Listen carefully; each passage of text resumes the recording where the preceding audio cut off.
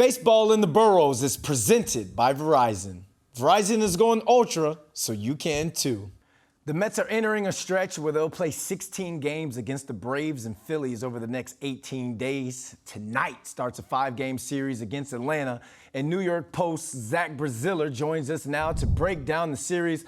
Zach, the Mets have won 8 of their last 9, and they currently have a 3.5-game lead over the Braves heading into tonight.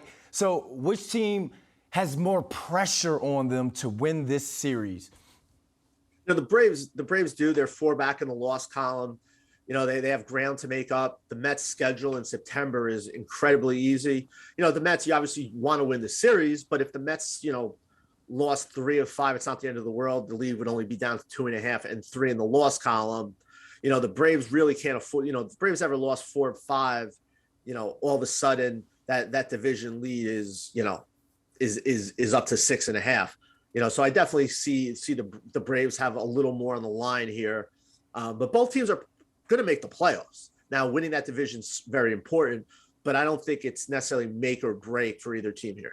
All right, it's not make or break, but around this time last year is when the Braves started to figure things out, and they went on that run to win the World Series title. It's a new season, but how much of a different position are these two teams in compared to where they were last year? They're both much better at this time than last year. I know a lot was made of how the Mets had the division lead for most of the season before kind of falling apart late, but the Mets never had a record even approaching this. They're 28 games over 500. They're on pace to win 103 games. Their roster is so much better. DeGrom is coming back instead of being lost for the season. They have Scherzer. They have Chris Bassett. They have Starling Marte. They have Mark Hanna. It's a completely different team. The Braves, you could say the same. They didn't have Ronald Acuna last year. They have him this year. Spencer Strider, they didn't have last year. They have him this year.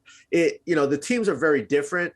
Obviously, the Braves would love to see it work out the way it did last year. The Mets wouldn't. I just think it's not comparable. Last year, too, the NL East winner was going to make the playoffs, and the loser was most likely not. This year, it would be a stunner if both of these teams don't make the playoffs. You mentioned Scherzer, DeGrom, Bassett. Who has the stronger bullpen in this matchup, and why? I mean, the Braves clearly have the stronger bullpen. The Mets have the better closer in Diaz, but the Braves have much better depth. The Mets bullpen has got some questions. Adam Bonavito has pitched very well. Lugo's been up and down. Trevor May just came back. But the Braves, they just traded for the Angels closer, Raciel Iglesias, who's very good. They obviously have Kenley Jansen. The Braves have much better depth in middle relief. But the Mets do have Edwin Diaz, who has just been absolutely unhittable all year and has proven a lot of people, myself included, wrong with just how dominant he's been. But I don't think any doubt if we're looking at games that are tied in the 7th or the 8th inning, the Braves have the advantage. All right. Well, it's only a matter of time until one of these teams separate themselves or gain some ground, and it all starts tonight at Citi Field. Thanks for your time, Zach.